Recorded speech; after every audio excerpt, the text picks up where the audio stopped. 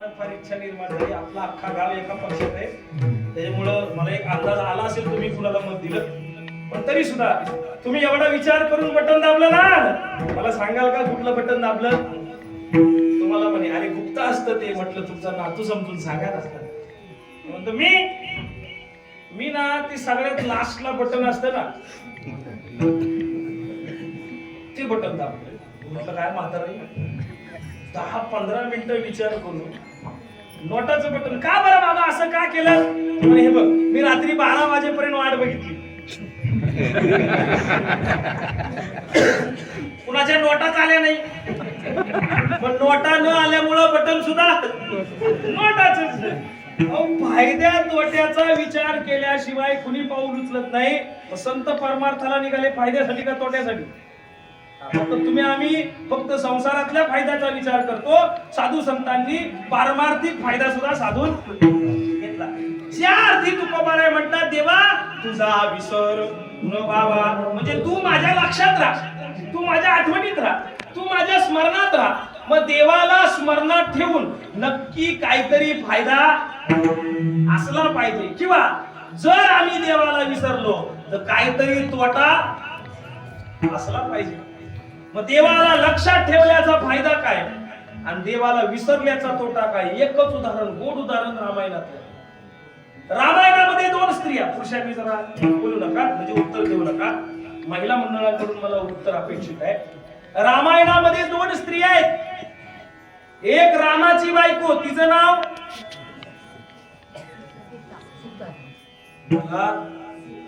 काय? सीता. आणि लक्ष्मणाची बायको, तिचं नाव बोला. यांना अजून जयदीपची बायको लक्षात असेल?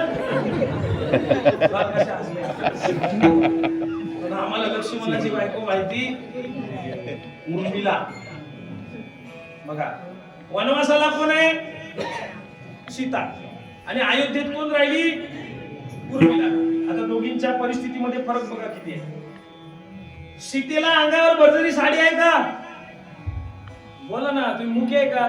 मग काय माझ्यावर रागवले का? बोला ना. मला चालतं बोललेलं, मी काही शिक्षा करत नाही. सीतेच्या अंगावर भरजरी साडी आहे का? नाही. पण उर्मिलेच्या अंगावर आहे. सीतेला झोपाय पलंग आहे का? नाही. पण उर्मिलेच्या अंगावर आहे. सीतेला खायला पंचपक्वान्न आहेत? नाही. पण उर्मिलेकडं आहे.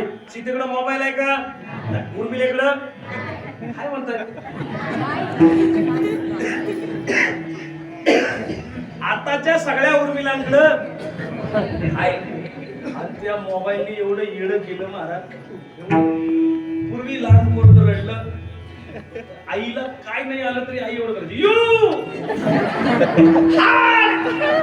एवढं तरी आई करायची का नाही? आता पोरगं रडलं बटन आणि मग जगाला कौतुकानं सांगायचं आमचा पप्या एकदा मोबाईल दिला की कपडे धुवतो, ताण देत नाही. त्याला सवय लागू दे, मग ताण काय असतो तो तुला कळत. महाराज आता या मोबाईलच्या सवय लहान पोरांनाच नाही, मोठ्यांना पण आहे. काय ना मोबाईल घेतल्याशिवाय हे पण वय नाही. आतमध्ये पण लागतो. कुणाचा अर्जंट कॉल येणार आहे, अंबानी का अडाणी? परत कॉल आला तरी उचलणार आहे का? उचलल्यावर काय बोलणार आहे? कुठे आहे मी? ऑफिसला. परवा एक जण असं मोबाईल मध्येच गुंतलेलं, असं वर सगळ्या रील ढकलत, चुकून एका दुसऱ्याच्याच घरात शिरला. आणि नेमका त्याच्या घरातला सोफा आणि याच्या घरातला सोफा एकाच रंगाचा निघाला. हा जाऊन डायरेक्ट सोफ्यावर बसला, त्याचा मोबाईलवर झाला. बरं त्या घरातली बाई पण मोबाईलवर असते. तिला वाटलं आपलाच नवरा आला. ती उठली, तांब्यावर पाणी, त्याला तांब्या घ्यायला वर बघितलं, आमचे गुरुजी म्हणतात त्या मोबाईलवर जेवढी बोटं चालतात ना, एवढी बोट जर माळ जपण्याकरता चालवली असती तर कधीच मोक्ष भेटला असता. आज रस्त्यावरचे ऍक्सिडेंट 70% कारण मोबाईल आहे का नाही? विशेषतः बाईकवर. असं हॅलो आणि मी याला असाच होतो, त्याला लोकांना मान मोडावी लागली सरळ करायला, आकडूनच राहिला तो असा. मोबाईल सापडत नव्हता याच्यात. म्हणजे किती विचित्र पद्धत आहे. मोबाईलने वाटोळं केलं. तुम्ही गुगल करून बघा, आज लहान मुलांच्या ब्रेन डॅमेज व्हायला, ब्रेन सेल्स डॅमेज व्हायला कारणीभूत मोबाईल. मोबाईल न बघता सुद्धा किती त्रास देतो. तुमच्याकडे जर रेडिएशन चेक करायची मशीन असेल ना, तर एक फोन लावा फक्त तुमच्या मोबाईलला आणि ती मशीन त्याच्या जवळ घ्या, ती किती रेडिएशन फेकतो बघा. त्या मशीन जवळ जर मोबाईल असला आणि जर कॉल आला ना कुणाचा, तर ती मशीन आवाज करते ना, चक चक चक चक चक आवाज यायला लागतो का? रेडिएशन मुळे होतं. त्या मशीनवर तर तिचा निर्जीव मशीनवर त्याचा परिणाम आहे, सजीव हृदयावर किती परिणाम होत असतो. म्हणून डॉक्टर सुद्धा सांगतात वरच्या खिशात मोबाईल ठेवायचा नाही, ठेवायचा. झोपताना डोक्याजवळ ठेवायचा नाही. लक्षात घ्या, हे फुटभर जास्त अंतर ठेवायचं बघताना सुद्धा. आता पोराला चष्मे लागले, तिसरीतल्या पोराला चष्मा आहे. कुठून झाले खराब डोळे? गर्भात असताना सुद्धा आईनं 2-2 वाजेपर्यंत रील्स बघितल्या. मग हरिपाटकर ओव्या वाच ज्ञानेश्वरीच्या, मोबाईलवरच बघते तर निदान रामायण महाभारतातल्या कथा तरी वाच. आता 19 फेब्रुवारीला शिवजयंती येईल ना, आम्ही सगळे भाषणात म्हणणार राजे पुन्हा जन्माला या. राजे वरून म्हणत असतील अरे मी कधीचा तयार आहे जन्माला यायला, पण ती जिजाऊ मोबाईल मधनं डोकं बाहेर काढत. राजे येतील ना, त्या क्वालिटीची जिजाऊ आहे का? आता आपल्याकडे शिवकाली ऐतिहासिक क्षेत्र आहेत महाराज. परवा कुडपणला गेलो, काय गोड ठिकाण आहे महाराज. नेमका पावसाळ्यात गेलो, तिथून यावंसं वाटत नव्हतं. शेलार मामांचं गाव, आपल्या जवळ तानाजी मालुसरेंचं गाव आहे. म्हणजे ऐतिहासिक वारसा आपल्याला आहे. आणि मग त्या जिजाऊ साहेबांना जेव्हा गर्भधारण झाला, तेव्हा त्यांना काय डोहाळे लागले? तलवारबाजी, घौडदौड, शूरांची चरित्र, युद्धनीत्या, महाभारत, रामायण यासारख्या गोष्टीचा छंद लागला गरोदरपणात. आम्हाला गरोदरपणात माती खावीशी वाटते. जांभ्याची माती पोखरतेनी खाते. अरे जिला गरोदरपणात माती खायचे डोळे लागले ना, तिनं 100% समजून जायचं हा बाहेर आल्यावर माती खाईल पण मी थोडी भरवल पण. कळलं का? हा, कुठं होता मुद्दा? मोबाईल. सीता एकीकडे उर्मिला आहे. आता हो स्वामी तुळशीदासांनी दोन्ही पतिव्रता पत्न्यांची मुलाखत घेतली. उर्मिला अयोध्येत आहे, आपल्याला सुखी दिसते का दुःखी? दिसते कशी आपल्याला? सुखी. आणि सीता कशी दिसते? दुःखी. पण इथं गंमत आहे, जो सुखी दिसतो तो असतोच असं नाही. 2 कोटीच्या बंगल्यात राहतो, पण डॉक्टरनी दिलेल्या गोळीशिवाय झोप नाही. सुखी आहे का दुःखी आहे? दुःखी आहे. आणि आमचा शेतकरी दिवसभर राब राबतो, संध्याकाळी जेवला हात धुले की हात सुकायच्या आधी झोपतो. सुखी आहे का दुःखी आहे? मला वाटतं त्याच्याकडे बघूनच त्या ओळी निर्माण झाल्या असतील. भूमीवरी पडावे आकाश पांघरावे, ताऱ्यांकडे पहावे या झोपडीत माझ्या. गरीबाचे मुले पण समाधान किती आहे. श्रीमंत काय म्हणत असेल? लादीवरी पडावे आणि स्लॅबकडे पहावे. थोड्या दिवसांनी मनक्यात गॅप या बंगल्यात आहे ना. सुखी दिसतो तो असं नाही. उर्मिलेला विचारलं बाई, राजवाड्यात राहते, पलंगावर झोपते, पंचपक्वान्न खाते, दाग दागिने सोनं नाणं सगळं आहे, सुखी आहे बाई. उर्मिला म्हणते नाही होत. मी सुखी कशी असेल? सगळ्यात पहिलं माझा नवरा इथं नाही. नवरा नसल्यावर सुखी राहते ती बाई पतिव्रता असूच शकत नाही. दुसरी गोष्ट, माझा नवरा नाही, पण अख्ख्या जगाचा मालक जो अयोध्येचा मालक आहे तोच इथं नाही. मीच काय, अख्ख्या अयोध्येत कुणी सुखी? हा उर्मिलेचा अनुभव. जी सुखी दिसते पण ती मुळात कशी आहे? आता दुःखी आहे. मग तुलसीदास स्वामी सीतेकडे गेले. म्हटलं सीतामाई, अहो झोपडीत राहताय, जमिनीवर झोपताय, उशी नाही भेटली म्हणून दगडावर डोकं ठेवून तुम्ही झोपला, कंदमुळं खाताय, रानावनात दरदर भटकताय. अहो खरंच काय तुमच्या जनकाची मुलगी आणि काय तिच्यावरती ही वेळ. सीता म्हणते कसली वेळ, आणि तुम्हाला कुणी सांगितलं मी दुःखात आहे? अहो माझ्यासारखा सुखी जीव अख्ख्या जंगलात नाही. तुलसीदास वर्णन करतात, सिया मनोराम चरण अनुरागा अवध सहसा समनु प्रिय लागा. सिया मनोराम चरण अनुरागा अवध सहस सम बनु प्रिय लागा.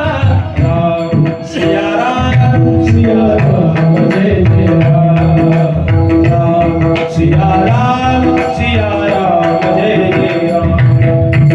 सीता म्हणते अरे माझ्या मनात रामाचं स्मरण चालू आहे, रामाची पावलं माझ्या चित्तात आहेत, आणि जोपर्यंत ती पावलं चित्तात आहेत, माझं प्रेम आहे त्या पावलांवरती, तोपर्यंत मी जंगलात सुद्धा अयोध्येसारखी सुखी आहे. म्हणजे हा फायदा झाला. देवाचं चिंतन केल्यामुळं दुःखजन्य परिस्थितीत सुद्धा तुम्ही कसे राहणार? सुखी राहणार. आणि मग देवाचा विसर पडला तर त्या स्थितीचं उदाहरण, मनात राम असताना जंगलात सुद्धा सुखी होती सीता, पण काय झालं, समोर एक सोन्याचं हरिण आलं ना, आणि तिच्या मनात इच्छा निर्माण झाली, मला या हरणाच्या कातड्याची काय शिवायची. मला वाटतं कपड्यांचं फॅड बायकांना तेव्हापासून आहे. तिला काय रामाची बायको होती, तिला काय एवढ्या हाऊस माऊसची गरज होती का? याला लई, मला लग्न झाल्यापासून लई डोक्याला ताप झाला. यांना काय पाहिजे यांना पण नाही माहिती. एखाद्या कपड्याच्या दुकानात तुम्ही न्या तुमच्या पत्नीला, तिथं एकच ठरलेलं असतं, याच्यात दुसरा पॅटर्न दाखवा, याच्यात दुसरा कलर दाखवा, अख्खा ढीक साचतो त्या दुकानदारासमोर, आणि मग ती त्याच्या समोरच म्हणते नाही पहिली वाली दाखवा. दुकानदार आपल्याकडे रागानं बघतो, तो म्हणतो थांब तुला 1000-2000 जास्तच बिल लावतो. पण त्या सीताबाईला गरज नव्हती मोह निर्माण व्हायची, पण मोह निर्माण झाला. मनातल्या रामानं फक्त 1 मिनिटासाठी जागा सोडली, आणि हरणरूपी सोन्याच्या हरणरूपी मायेनं मनात जागा घेतली. 1 मिनिटासाठी रामाला विसरल्याचा परिणाम काय झाला? बाला तो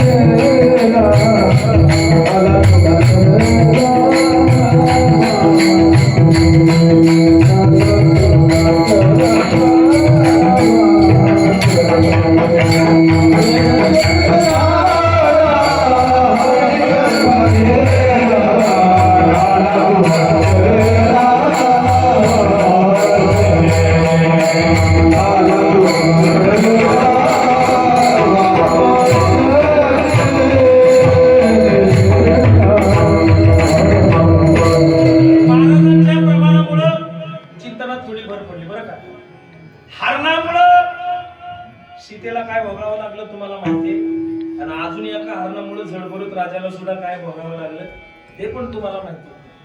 पण सीता मनात राम ठेवत होती तोपर्यंत जंगलात सुद्धा सुखी होती. मनातल्या रामानं जागा सोडली, कामानं जागा घेतली, परिणाम काय झाला? रावण आला, किडनॅप करून घेऊन गेला सीतेला. म्हणजे बघा, सोन्याच्या हरणाचा मोह झाला सीतेला, म्हणून देवानं तिला सोन्याच्या लंकेतच पाठवलं. पण तिथं रावणानं सीतेला कुठे ठेवलंय? धावळ्यात. कुठं? अशोकवनात. आता अशोकवन हे नाव इंस्टाग्राम वर व्हायरल झालं म्हणून ठेवलेलं. आता मला ती इंस्टाग्राम वरची बारशाची एखादी रील आली ना, मला धडकी भरते. काय मनाला येईल ती नावं ठेवायचं चालू झालं. काहीही. पूर्वी नाव सदा पाटील, तुका पाटील, राम, राजाराम, तुकाराम, सकाराम, शिवराम. आमच्या आई वडिलांना जरा बरं सुचलं, गणेश, देवचंद, पुंडलिक, आहे का नाही? नावात काहीतरी अर्थ आहे.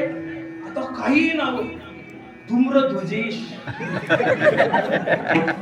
काय अख्ख्या डिक्शनरीत नाही, अर्थच नाही त्याला. स्नेहत्वीज. ही म्हातारी माणसं कशी नावं घेणार होती? बरं आर्यन बिर्यन पर्यंत ठीक होत. हे आर्यन आजी हाक मारायची. स्नेहत्वीज हाक कशी मारणार आजी जर ती शिकलेली नसेल तर? बरं उद्या हा स्नेहत्वीज म्हातारा झाला तर त्याच्या नातवांना तरी हाक मारता आली पाहिजे ना. स्नेहत्वीज आजोबा काहीतरी विचार करा. बरं मध्ये एक फॅड आलं होतं, आईचं अर्ध नाव बापाचं अर्ध नाव जोडून. जसं ते आता ते मोठ्या लोकांना शोधतं, विराट कोहली, अनुष्का शर्मा, विरुष्का, बरोबर ना? नाव तर पाहिजेत ना तशी. एकीचं नाव प्रेरणा आणि नवऱ्याचं नाव विघ्नेश.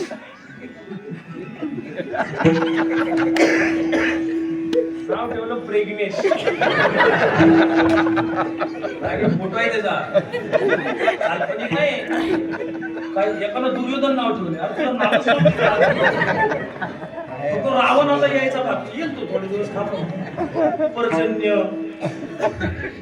रियांश, क्रियांश, रिक्रियांश, काही नाव.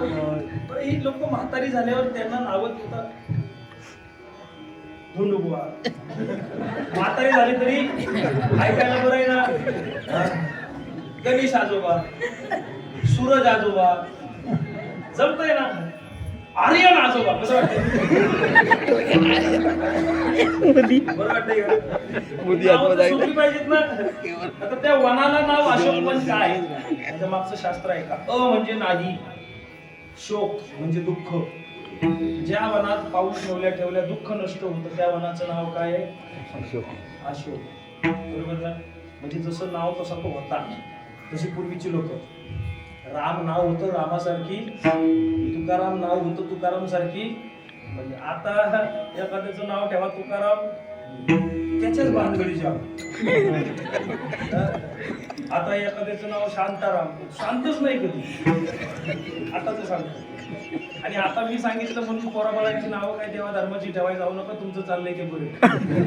लवकर कलियुगाचा अंत तरी होईल. कारण मी पेपरला बातमी बघितली, एका बँकेला ऑनलाईन गंडा घातला 10 लाखाचा. मुख्य आरोपीचं नाव ज्ञानेश्वर.